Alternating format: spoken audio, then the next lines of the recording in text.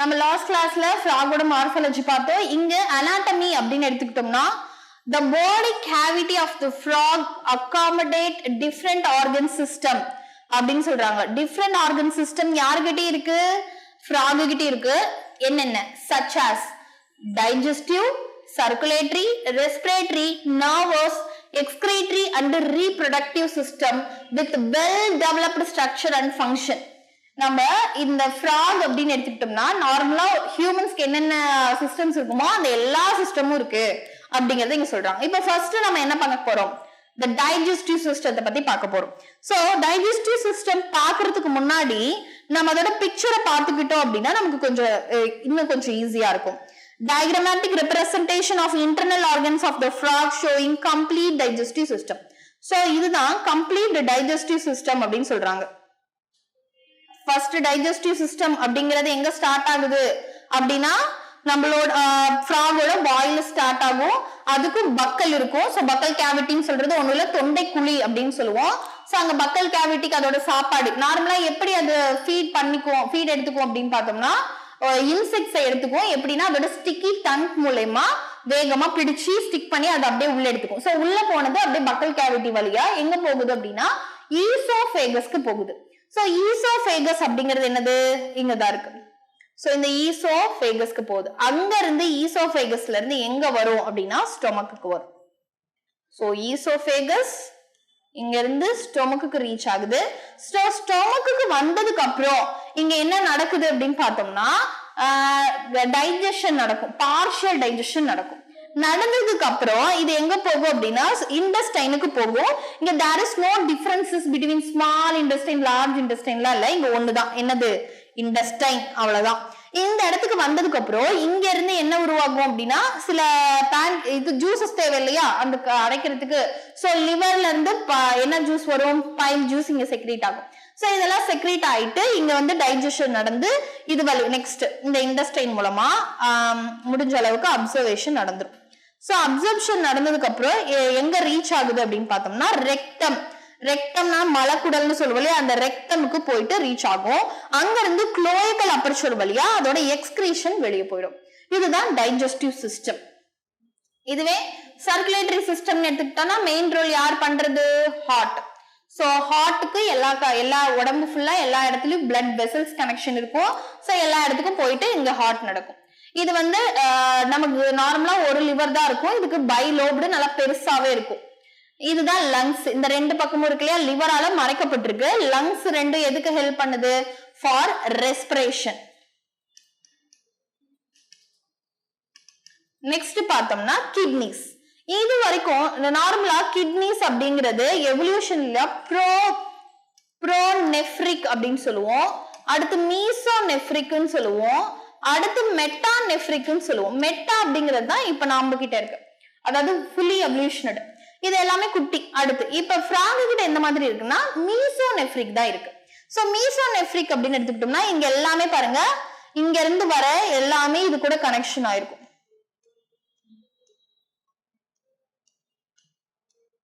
So இங்க urine வந்து produce ஆனோனே இங்க யூரிட்டஸ் மூலமா இங்க குளோயக்கலுக்கு வந்துரும். சோ காமன் குளோயக்கல் அப்பர்ச்சர் அப்படிங்கிறது காமன் ஃபார் எக்ஸ்கிரீஷன் ரிலீஸ் ஆகிறதுக்கும் சரி யூரினேஷனுக்கும் சரி நெக்ஸ்ட் என்னது ஃபார் த காப்புலேஷனுக்கும் இதுதான் காமன்.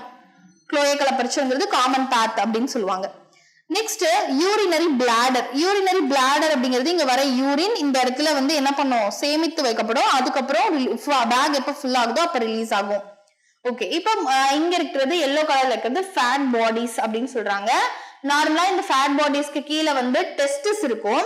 சோ டெஸ்டிஸ் அப்படிங்கிறது மேல் ஃப்ராக்ல டெஸ்டிஸ் இருந்தா அது ஸ்பெர்ம் ரிலீஸ் ஆகும். எங்க? த்ரூ த குளோயக்கா வழியா. இல்ல அப்படின்னா ஃபீமேல் எடுத்துக்கிட்டோம். ஃபீமேல்ல ஓவரி இருக்கும். ஓவரி இங்க இருக்க ஓவரியில என்ன உருவாகும்? எக்ஸ் ப்ரொடியூஸ் ஆகும். சோ அந்த எக்கும் குளோயக்கா மூலமா தான் ரிலீஸ் ஆகும். இங்க வந்து ஃபெர்டிலைசேஷன் இன்டர்னல் இல்ல, எங்க இருக்கும் அப்படின்னா எக்ஸ்டர்னலா தான். எப்படி அப்படின்னா குளத்துலயோ இல்ல எங்கேயாவது ஒரு நீர் அதிகமா இருக்க பகுதிகள்ல இந்த மேல் ஃப்ராக் அதோட ஸ்பெர்ம் ரிலீஸ் பண்ணிடும். அதே போல ஃபீமேல் ஃப்ராக் அதோட ஓவம் அதாவது எக்ஸ ரிலீஸ் பண்ணிடும். ரெண்டுமே எங்கதான் ஃபெர்டிலைசேஷன் நடக்கும், அந்த குளத்துல ஃபெர்டிலைசேஷன் நடந்து அது என்னவா மாறிடும், டாட்போல் லார்வான்னு சொல்லுவோம் இல்லையா, தலைப்பிரட்டைகளா மாறும். அது கொஞ்சம் கொஞ்சமா மெட்டமார்போஸ் அடைஞ்சு கடைசியா அடல்ட் ஃப்ராகா கன்வெர்ட் ஆகும். ஓகே, இப்ப நம்ம லெசன்க்குள்ள போலாம். anatomy அப்படின்னு பார்த்தோம் அப்படின்னா the body cavity of the frog accommodate different அப்படின்னு சொல்லிட்டோம். different organ system இருக்கு, அது என்னென்னு பார்த்தாச்சு. first, the digestive system consists of alimentary canal and digestive gland. அதாவது digestive systemங்கிறது alimentary canal, அதாவது நம்ம வாய், தொண்டை, அப்புறம் என்னது ஈசோஃபேகஸ்ன்னு சொன்னோம் இல்லையா, ஈசோஃபேகஸ், நெக்ஸ்ட் ஸ்டொமக், இது எல்லாமே alimentary canalன்னு சொல்லுவோம். நெக்ஸ்ட் டைஜஸ்டிவ் கிளாண்ட்ஸ்னா என்ன அப்படின்னா நம்ம பைல் ஜூஸ், பான்கிரியாட்டிக் ஜூஸ், ஸ்டொமக்ல இருந்து சில செக்ரீஷன் வரும், இது எல்லாத்தையும் சேர்ந்ததுதான் டைஜஸ்டிவ், அதாவது டைஜஷன் பண்றதுக்கு தேவையான சில கிளாண்ட்ஸோட இது எக்ஸ்கிரீஷன்ஸ். The alimentary canal is short because frogs are carnivorous and hence the length of the intestine is reduced. இந்த alimentary canal ரொம்ப ஷார்ட்டா தான் இருக்கு. அதுக்கு காரணம் என்ன அப்படின்னா ஃப்ராக் வந்து கார்னிவோர்ஸ்னா என்னது, பூச்சிகளை பிடிச்சுதான் சாப்பிடுது. சோ பூச்சிகளை பிடிச்சு சாப்பிடுறதுனால அதோட இன்டெஸ்டைனோட லென்த் கம்மியா தான் இருக்கு. the mouth opens into the buccal cavity. எங்க ஃபர்ஸ்ட் மவுத் ஸ்டார்ட் ஆகுது, buccal cavityக்கு போகுது. it leads to the esophagus. அது எது வழியா esophagus-க்கு வருது, pharynx வழியா வருது. so 1 2 pharynx 3 4வது esophagus-க்கு போகுது. சோ ஈசோஃபேகஸ்ல இருந்து ஒரு ஷார்ட் டியூப் எங்க கூட்டிட்டு போகுது, ஸ்டொமக்குக்கு கூட்டிட்டு போகுது. ஸ்டொமக்ல இருந்து எங்க போகுது அப்படின்னா இன்டெஸ்டைன், அடுத்து rectum, finally opens outside by the cloaca அப்படின்னு சொல்றாங்க. liver secretes bile that is stored in the gallbladder and pancreas, a digestive gland, produces pancreatic juice. இதுதான் நம்ம என்னன்னு சொன்னோம், digestive gland. இது எல்லாமே என்ன பண்ணுது அப்படின்னு பார்த்தோம்னா செக்ரீட் ஆயிட்டு அந்த ஃப்ராக் சாப்பிடுறதோட மேல போராகும். சோ அது போரானோம்னா அது என்ன ஆகும்னா டைஜஷன் ஆயிடுது. சோ கண்டெய்னிங் pancreatic juice அப்படின்னு சொன்னோமா, அதுல டைஜஸ்டிவ் என்சைம்ஸ் இருக்கும். Food is captured by the bilobed tongue. அதோட டங் பார்த்தோம் அப்படின்னா எப்படி இருக்குன்னா இந்த மாதிரி தான் இருக்கும். Digestion of the food takes place by the action of HCl and gastric juices secreted by the walls of the stomach. ஸ்டொமக்ல இருந்து சில டைஜஷன் கிளாண்ட்ஸ்லாம் இருக்கு அப்படின்னு சொன்னோம் இல்லையா, அதுல இருந்து சில இது உருவாகுது. பார்ஷியலி டைஜஸ்டட் ஃபுட் கால்டு கைம், அந்த ஸ்டொமக்ல டைஜஷன் ஆகுது இல்லையா, அதை நம்ம கைம் அப்படின்னு சொல்றோம். Is passed from the stomach to the first part of the small intestine. ஸ்டொமக்ல இருந்து இன்டெஸ்டைனுக்கு போகுது. அந்த இன்டெஸ்டைனை ரீச் ஆகுது இல்லையா முதல் தடவையா, அதுதான் டியோடினம் அப்படின்னு சொல்றோம். இந்த டியோடினத்துல தான் என்ன ரிசீவ் ஆகுது, அங்க இருந்து file juice from the gall bladder and pancreatic juice from the pancreas through the common bile duct மூலமா யார்கிட்ட வந்து ரீச் ஆகுது, டியோடினம், இன்டெஸ்டைன்ல டியோடினம்ன்ற பகுதிக்கு.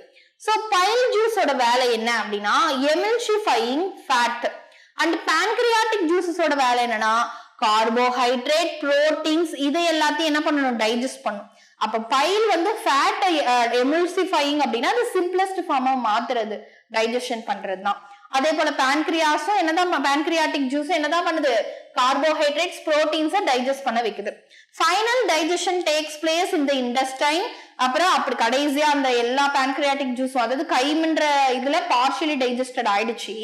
அதுக்கப்புறம் எங்க ரீச் ஆயிருக்கு அப்படின்னு பார்த்தோம்னா இன்டெஸ்டைனுக்கு, அங்க ஃபுல்லி டைஜஸ்டட் ஆயிடுச்சு. இப்ப digested food is absorbed by the numerous finger like folds in the inner wall of the intestine. அது பேரு வில்லை ஆர் மைக்ரோ வில்லை. இப்ப நம்ம இன்டெஸ்டைன் அப்படின்னு எடுத்துக்கிட்டோம்னா ஃப்ராகோட இன்டெஸ்டைன் இப்படி இருந்தது பார்த்தோமா. சோ இந்த இன்டெஸ்டைன்குள்ள பார்த்தோம்னா இந்த மாதிரி ஃபிங்கர் லைக் ப்ரொஜெக்ஷன்ஸ் இருக்கு. இந்த ஃபிங்கர் லைக் ப்ரொஜெக்ஷனோட வேலை என்ன அப்படின்னா நம்ம அதாவது டைஜஸ்ட் ஆன ஃபுட் இருக்கு இல்லையா, அந்த ஃபுட் இதன் வழியா வர்றப்போ அதுல இருக்க தேவையான நியூட்ரிஷனை அப்சர்வ் பண்றதுக்கு ஹெல்ப் பண்ணுது. The undigested solid waste moves into the rectum and passes out through the cloaca. Cloaca வழியா, அதாவது வேஸ்ட் மெட்டீரியல் cloaca வழியா வெளியேற்றப்படுது. தேவையான நியூட்ரிஷன் இன்டெஸ்டைன்ல அப்சர்வ் பண்ணப்பட்டுச்சு, அதுக்கு மேல வேஸ்டா இருக்கிறது cloaca வழியா வெளியேற்றது. இதுதான் digestive system of the frog. இந்த ப்ராசஸ் தான் ஃப்ராக்ல நடக்குது. Next, frog respire on land. இப்ப நம்ம எந்த சிஸ்டத்தை பத்தி படிக்க போறோம் அப்படின்னா respiration system. The frogs respire on the land and in the water by two different methods. நார்மலா நம்ம எத்தனை விதமா நம்ம சுவாசிக்கிறோம், ஒரே விதம் தான், காத்துல இருந்து ஆக்சிஜனை எடுத்துக்கிறோம்.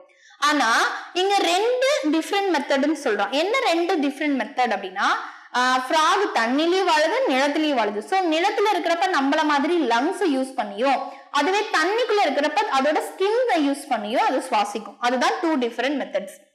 In water, skin act as a aquatic respiratory organ. Aquatic respiratory organ, cutaneous respiration. ஏன் cutaneous ன்னு சொல்றோம்? ஸ்கின் மூலமா சுவாசிச்சா அது பேரு cutaneous. Dissolved oxygen in the water is exchanged through the skin by diffusion மூலமா. இப்ப தண்ணிக்குள்ள இருக்கு ஃப்ராகோட ஸ்கின், இது வந்து வாட்டர், இது ஃப்ராகோட ஸ்கின், இங்க ஃப்ராக் இருக்கு அப்படின்னா டிஃப்யூஷன் முறையில இங்க ஆக்சிஜன் அதிகமா இருக்கு, ஆக்சிஜன் கம்மியா இருக்கு. சோ ஆக்சிஜன் அதிகமா இருக்கிற இடத்துல இருந்து கம்மியான இடத்துக்கு போனா அததான் நம்ம என்னன்னு சொல்லுவோம்? டிஃப்யூஷன் அப்படின்னு சொல்லுவோம். Next on land. இப்ப நம்ம cutaneous respiration பார்த்துட்டோம். இதுவே லேண்ட்ல இருக்கப்ப என்ன நடக்கும்? the buccal cavity. buccal cavityங்கிறது தொண்டை குழின்னு சொன்னோம் இல்லையா, இங்க skin and lungs act as a respiratory organ. இங்க skin அதுவும் ஒர்க் ஆகுதா அப்படின்னா ஹெல்ப் தான் பண்ணும், நாட் ஃபுல்லி ஒர்க்டு. இந்த இடத்துல வந்து buccal cavity and the lungs இது ரெண்டும் ஹெல்ப் பண்ணுது. எப்படி? the respiration by the lungs is called pulmonary respiration. நம்ம லங்ஸ் மூலமா சுவாசிக்கிறத பல்மோனரி ரெஸ்பிரேஷன் சொல்லுவோம். அடுத்து the lungs are a pair of elongated, என்ன கலர்ல இருக்குமா? பிங்க் கலர்டா இருக்கும். ஒரு சாக் பேக் மாதிரி இருக்கும். Upper part of the trunk ரீஜியன்ல, அதாவது தொராசிக், நம்மளோட தொராசிக் ரீஜியன் இது அப்படின்னா அதோட ட்ரங்க் ரீஜியனோட அப்பர் பார்ட்ல இருக்கு. Air enters through the nostrils into the buccal cavity and then into the lungs. அதாவது ஃபர்ஸ்ட் நாஸ்ட்ரில்ஸ்ங்கிறது ஃப்ராகுக்கு இருக்க மூக்கு வழியா உள்ள போய் பக்கல் கேவிட்டியை ரீச் ஆகி அதுக்கப்புறம் அதோட நுரையீரலுக்கு போகுது. During estivation and hibernation, gaseous exchange takes place through the skin. அதாவது நம்ம சொன்னோம் இல்லையா முன்ன, அதிக வெயிலாவோ இல்ல அதிக குளிராவோ இருக்கிறப்ப ஒரு டீப் ஃபரோ தோண்டி அதுக்குள்ள போயிட்டு ஸ்லீப் பண்ண ஆரம்பிச்சிடும்னு. சோ அப்பயும் அது சுவாசிக்கணும்ல, அதுதான் டீப் ஃபரோல இருக்குல்ல, அதுக்கு கண்டினியூஸ் ஆக்சிஜன் எப்படி காத்துல இருந்து கிடைக்கும்? அப்ப எதன் வழியா சுவாசிக்கும் அப்படின்னு பார்த்தோம்னா தோல் மூலமா தான் சுவாசிக்குது. ஏன்னா அது நீர், அதாவது மோயிஸ்டான பிளேசஸ்ல தான் அந்த டீப் ஃபரோ இருக்கும், அதனால அந்த இடத்துல தொடர்ந்து மோயிஸ்டா இருக்கும். சோ அதன் மூலமா அங்க இருக்க ஆக்சிஜனை இந்த டிஃப்யூஷன் முறையில வாங்கிட்டு சுவாசிக்குது. Next,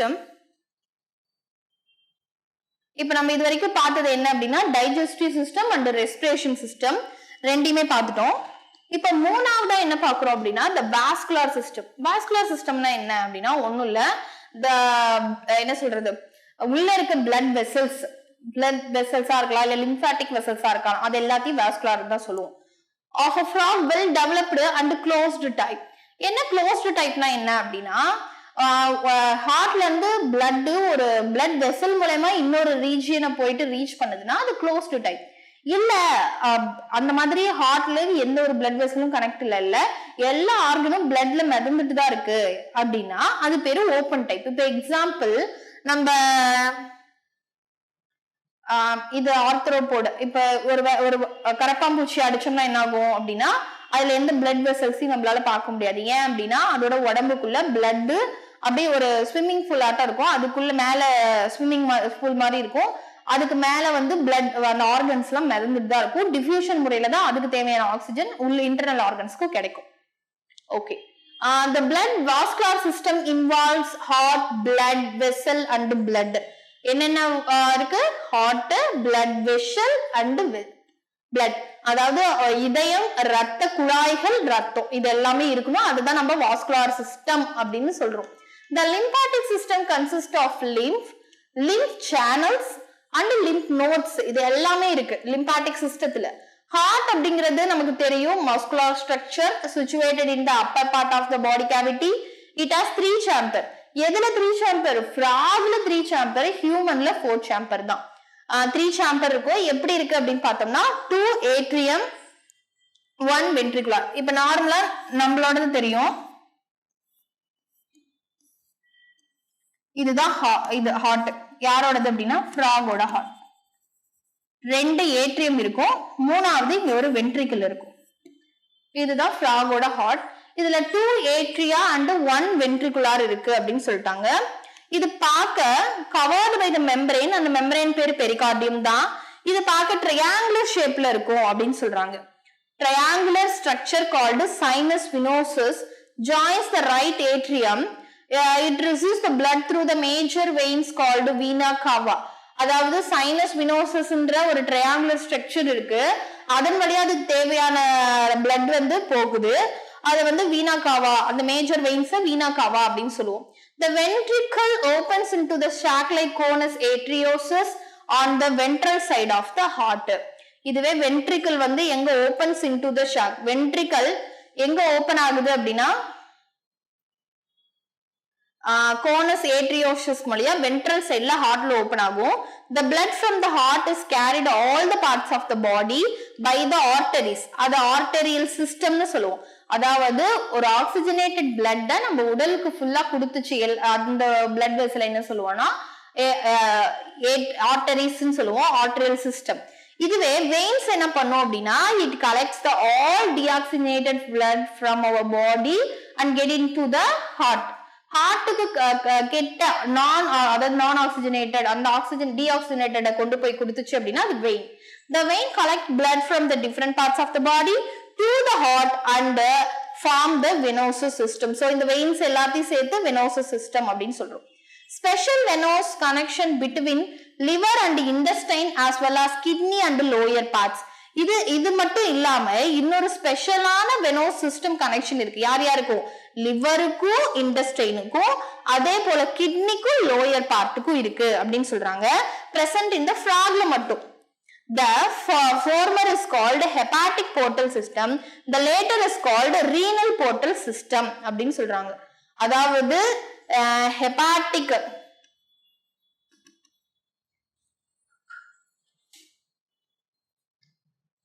the hepatic portal system அப்படின்னா என்ன?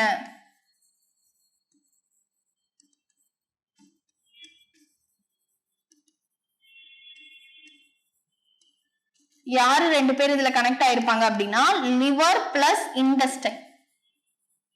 லிவர் பிளஸ் இன்டெஸ்டைன், அதாவது இன்டெஸ்டைன்ல அதாவது அப்சர்ப்ஷன் நடக்கிறப்ப அந்த அப்சர்ப் ஆன நியூட்ரிஷன் எங்க போகும் அப்படின்னா ஒரு வினோஸ் சிஸ்டம் வழியா லிவருக்கு போகும். லிவர்ல இருந்து திரும்ப எங்க போகும் அப்படின்னா ஹார்ட்க்கு போகும். ஹார்ட்ல இருந்து தான் எல்லா பிளட்டும் நம்ம உடம்புக்கு சப்ளை ஆகும். அதே போல ரீனல் போர்ட்டல் சிஸ்டம். இந்த ரீனல் போர்ட்டல் சிஸ்டத்தோட வேலை என்ன? கிட்னி பிளஸ் லோயர் பார்ட் அப்படின்னு பார்த்தோம். அதாவது பிளட் வந்து நம்ம ஹார்ட்ல இருந்து இவங்களுக்கு லோயர் பார்ட் அப்படிங்கிறது வால் வரைக்கும் ரெப்டைல்ஸ் அனிமலியாக்கெல்லாம் அதிகமா இருக்கும். சோ அந்த மாதிரி இருக்கிறவங்களுக்கு ரீனல் போர்ட்டல் சிஸ்டம் இருக்கும். எதுக்காக அப்படின்னு பார்த்தோம்னா உடனே அதுக்கு தேவையான கிட்னில இருந்து நல்ல ரத்தம் போகும், இல்ல கிட்னில இருந்து அந்த டீஆக்சிஜனேட்டட் பிளட் உடனே எடுத்துட்டு வந்து அங்க சுத்திகரிப்பு நடக்கும், அதாவது கிளீனிங் பண்ணும். ஏன்னா எக்ஸ்கிரீஷன்னா என்ன? நம்ம பிளட்ல இருக்க தேவையில்லாத யூரியாவை வெளியேற்றுறது தான் எக்ஸ்கிரீஷன், யூரின் வழியா. The blood is composed of plasma and cells. The blood cells are RBC, நமக்கு தெரியும் RBC, erythrocytes ன்னு சொல்லுவோம், WBC, leukocytes ன்னு சொல்லுவோம், அப்புறம் platelets ன்னு சொல்லக்கூடிய 3 விதமான செல்ஸ் இருக்கு. RBCs are nucleated and contain red colored pigment called hemoglobin அப்படின்னு சொல்லுவோம். நார்மலா ஆர்பிசி நமக்கு வந்து நான் நியூக்ளியேட்டட் தான், இதுக்கு நியூக்ளியேட்டட்னா என்னது? நடுவுல நியூக்ளியஸ் இருக்கு அப்படின்னு அர்த்தம். The lymph is different from the blood. lymph வேற blood வேற. ஏன்னா blood ரெட் கலர்ல இருக்கும், lymph ஒயிட் கலர்ல இருக்கும். It lacks few proteins and RBCs. The blood carries nutrients, gases and water to the respective sites during the circulation. The circulation of the blood is achieved by the pumping action of the muscular heart. So இந்த எப்படி இந்த ஹார்ட்ல அதாவது ரத்தம் நம்ம உடல்ல எல்லா பகுதிக்கும் போயிட்டு ரீச் ஆகுது அப்படின்னு பார்த்தோம்னா ஹார்ட்டோட பம்பிங் ஆக்ஷன் மூலமா தான் அப்படின்னு சொல்றாங்க. நெக்ஸ்ட் என்ன பார்க்கிறோம் அப்படின்னா எலிமினேஷன். என்ன எலிமினேஷன்? இப்ப நம்ம இது வரைக்கும் பார்த்தது என்னன்னா டைஜஸ்டிவ், அப்புறம் ரெஸ்பிரேஷன் பார்த்துட்டோம், பிளட் பார்த்துட்டோம், சர்க்குலேஷன். அடுத்து எலிமினேஷன் அப்படின்னா excretion. Elimination of nitrogenous waste. Nitrogenous வேஸ்ட்னா என்ன? யூரியா, யூரிக் ஆசிட், இதெல்லாம் தான் நம்ம என்னன்னு சொல்லுவோம்? நைட்ரோஜினஸ் வேஸ்ட்னு சொல்லுவோம். carried out by as well developed excretory system. Well developed excretory system. The excretory system consists a pair of kidneys. இந்த excretory systemல என்னென்ன இருக்கும்? pair of kidney இருக்கும், ureter இருக்கும், அடுத்து urinary bladder இருக்கும், cloaca இருக்கு. These are compact dark red and bean like structure. யாரு? kidney. Situated a little posteriorly to the body cavity on the both side of the vertebral column. அதாவது தவளையோட vertebral காலம் இப்படி இருக்கு அப்படின்னா அதோட ரெண்டு சைடுலயும் பார்க்க பீன் ஷேப்ல இருக்கிற ஒரு கிட்னி இருக்கு. இதுல இருந்து யூரிட்டர் வெளியாகுது. அது வந்துட்டு எங்க போய் கனெக்ஷன் ஆகும்? யூரினரி பிளாடர் மூலமா கனெக்ட் ஆகுது அப்படின்னு சொல்றாங்க. நெக்ஸ்ட், தீஸ் ஆர் காம்பாக்ட்னு சொல்லிட்டோம்.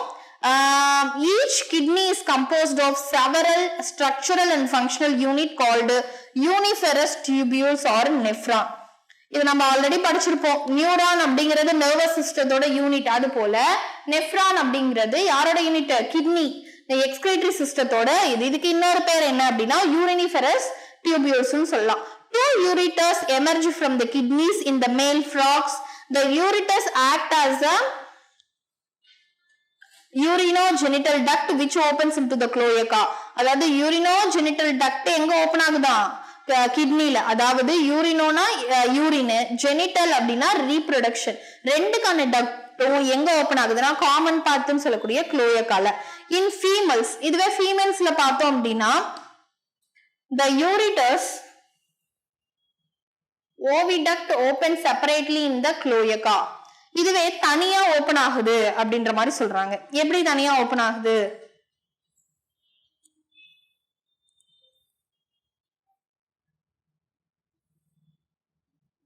So first இந்த picture பார்த்தலாம். இதுதான் female reproductive system.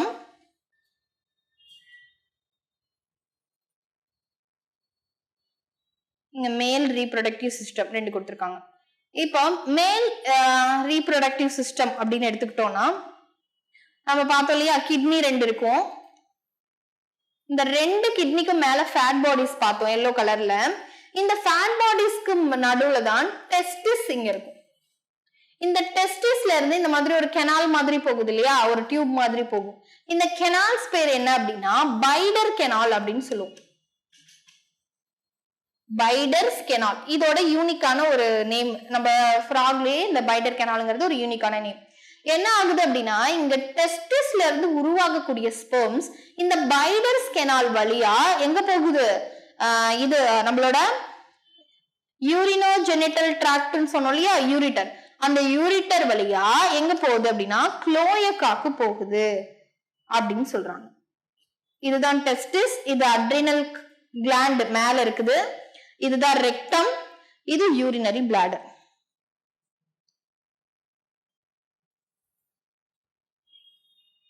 இது female reproductive system.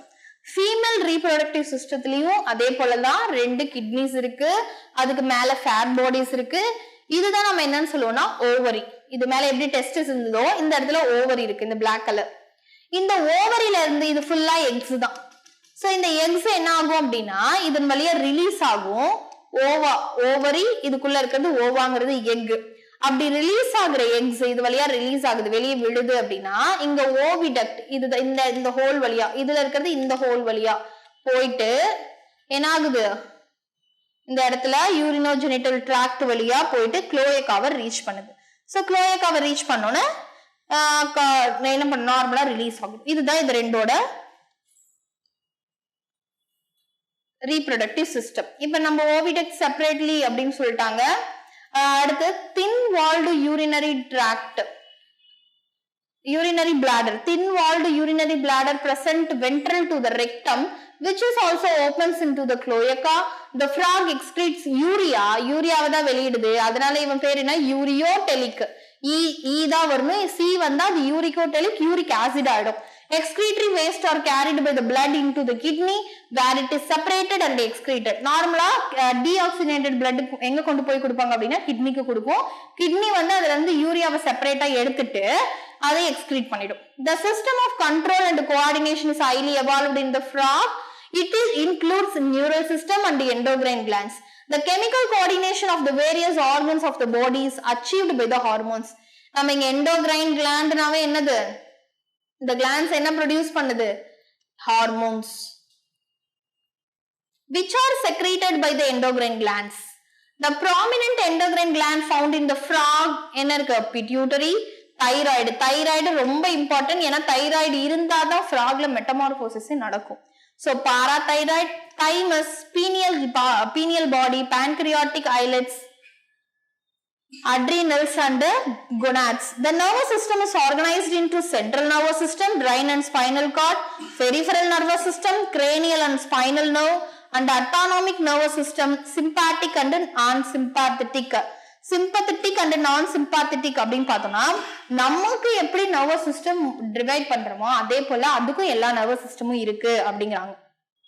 There are 10 pairs of cranial nerves arising from the brain. Brain is closed in the bony structure called brain box or cranium. The brain is divided into forebrain, midbrain and hindbrain. Forebrain includes olfactory lobes, paired cerebral hemisphere and unpaired diencephalon. So இப்ப nervous system அப்படின்னு எடுத்துக்கிட்டோம் அப்படின்னா இப்ப first இப்ப நம்ம endocrine glands பார்த்துட்டோம். Endocrine கிளாண்ட்ஸ்ல ஹார்மோன்ஸை release பண்ணுது அப்படின்னு சொல்லிட்டாங்க. சோ ஹார்மோன்ஸை ரிலீஸ் பண்றப்போ ஹார்மோன்ஸை யார் யார் ரிலீஸ் பண்றா அப்படின்னா பிட்யூட்டரி,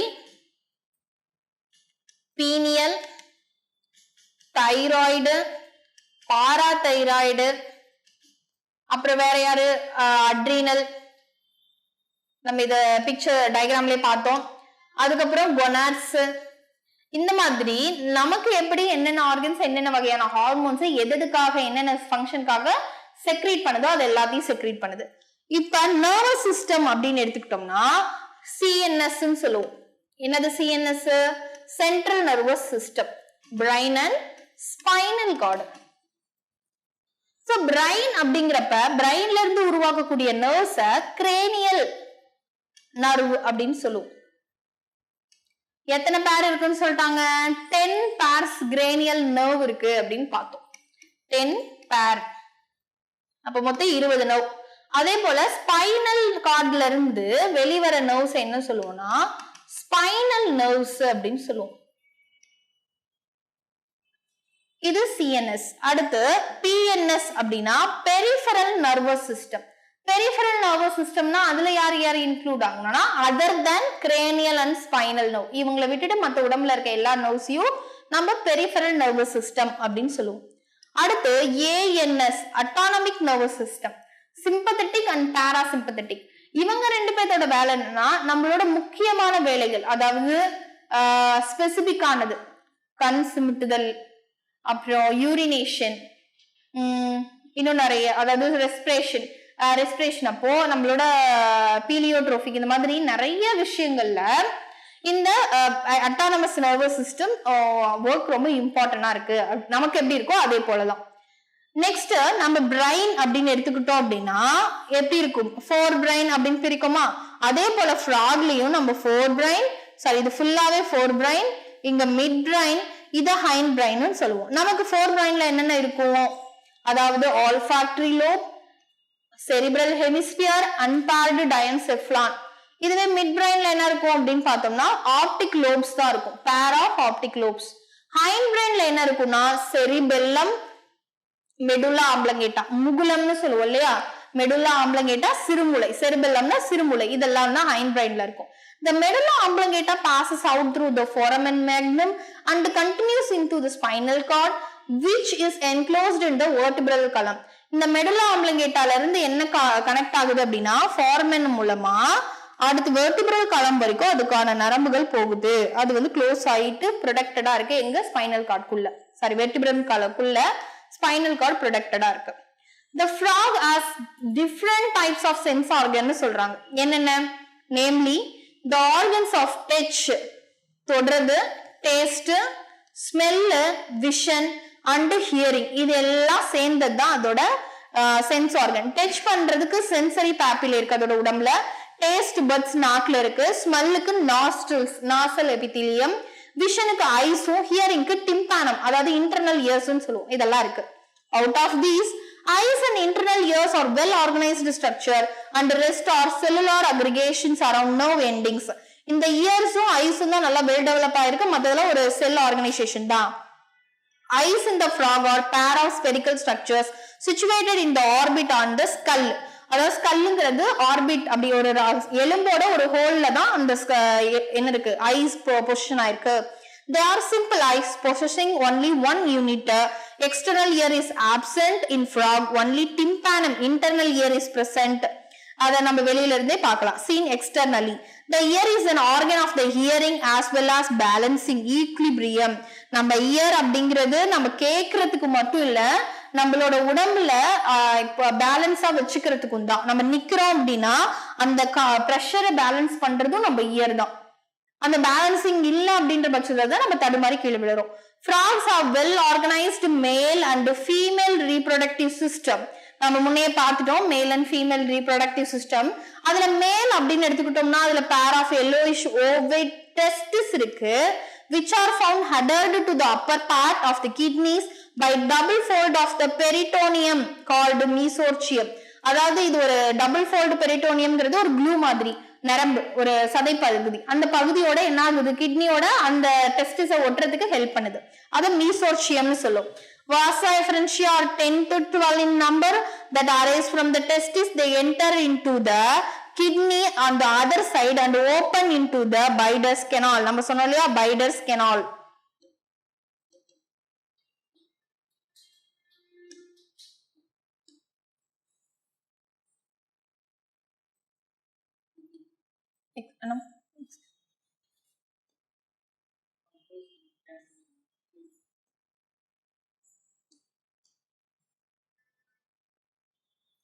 எங்க ஓபன் ஆகுது அப்படின்னா பைடஸ் கெனால்ல ஓபன் ஆகுது. Finally it communicates with the urinogenital duct. எங்க போகுது, urinogenital duct and comes out of the kidneys and open into the cloaca. க்ளோயக்கால ஓபன் ஆயிடுது. The cloaca is small medium chamber that uses passes the fecal matter, urine and the sperms to their excretion. அப்ப க்ளோயக்கான்ற ஒரே part faecal மேட்டரை இது பண்ணுது, urine and ஸ்பெர்ம்ஸையும் release பண்ணுது மேலில. இதுவே female reproductive அப்படின்னு எடுத்துக்கிட்டோம் அப்படின்னா the include pair of ovaries. The ovary is situated near the kidneys and there is no functional connection with the kidney. கிட்னியோட கனெக்ட் ஆகல, கிட்னி பக்கத்துல இருக்கு. the pair of oviduct arise ஆயிருக்கு, அது from the ovaries open into the cloaca separately. அப்ப oviductல எங்க வந்து open ஆகுதா, cloacaல oviduct ஓபன் ஆகுது. the mature female lay 2500 to 3000 ova at a time. ஒரு தடவை எக்லே பண்ணுனா எவ்வளவு இருக்குமா, 3000 வரைக்கும் எக்லே பண்ணும். ஃபெர்டிலைசேஷன் வெளியில தான் நடக்குது. டேக்ஸ் பிளேஸ் இன் வாட்டர், தண்ணில தான் நடக்கும். ஏன்னா தண்ணில தான் அது எக்லே பண்ணும், ஸ்பெர்ம் ரிலீஸ் பண்ணும். Development involves a larval stage and the larvaக்கு பேரு tadpole. Tadpole undergo metamorphosis to form the adult. அதாவது அதுக்கு முன்னாடி பார்த்த tadpole fish மாதிரி இருக்கும், கொஞ்சம் கொஞ்சமா அது அடல்ட் ஆயிட்டு இருக்கும், அது பேர் தான் metamorphosis. The frogs are beneficial for mankind because they eat insects and protect the crop. அதாவது இன்செக்ட் அதோட ஃபீடா எடுத்துக்கிறதுனால கிராப்புக்கு எந்த டேமேஜும் வரதில்லை, ஏன்னா கிராப் அதுதானே சாப்பிடுது insects. The frog maintain ecological balance because these serves as an important link of the food chain and the food web in the ecosystem. In some countries the muscular legs of the frog are used for food by a man. அதாவது சில இடத்துல ecological equation அதாவது பேலன்ஸுக்கு frock தான் help பண்ணுது. ஏன்னா நம்ம food chain வரைகிறப்பயே பார்ப்போம், insect போட்டா ஃப்ராக் இருக்கும், இல்ல ஃப்ராகை யார் சாப்பிடுவா, ஒரு ஸ்னேக். இந்த மாதிரி ஃபுட் செயின்ல ஒருத்தர் இல்லைனாலும் அங்க அந்த என்விரான்மெண்டே ஈகோ சிஸ்டமே கொலாப்ஸ் ஆயிடும் அப்படிங்கிறது நமக்கு தெரியும். அதனால இந்த ஃப்ராகுங்கிறது ரொம்ப இம்பார்ட்டன்ட் ஆன பொசிஷன்ல இருக்கு. அதே போல சில இடத்துல ஃப்ராகோட லெக்ஸ ஃபுட்டாவும் எடுத்துக்கிறாங்க அப்படின்னு சொல்லிட்டு இந்த லெசன்ல நம்ம முடிச்சிட்டோம். இப்ப இந்த லெசன்ல நம்ம ஃபர்ஸ்ட்ல இருந்து பார்த்தோம்னா மார்பாலஜி அண்ட் அனாட்டமில ஒவ்வொரு சிஸ்டமும் என்னென்ன பார்ட்ஸ் இருக்கு, அது என்னென்ன ஒர்க் பண்ணுதுங்கிறத இங்க நமக்கு எக்ஸ்பிளனேஷன் பண்ணிருப்பாங்க. அவ்வளவுதான். இந்த லெசனை பொறுத்த வரைக்கும் அசர்ஷன், ரீசன் அந்த மாதிரியான क्वेश्चन கேட்க நிறைய வாய்ப்பு இருக்கு. சோ நல்லா கவனமா கோ த்ரூ பண்ணுங்க. Thank you. Future vision study centre SKS Hospital Road, opposite to Hotel Lakshmi Prakash, near New Bus Stand, Salem. Cell 90420 30163.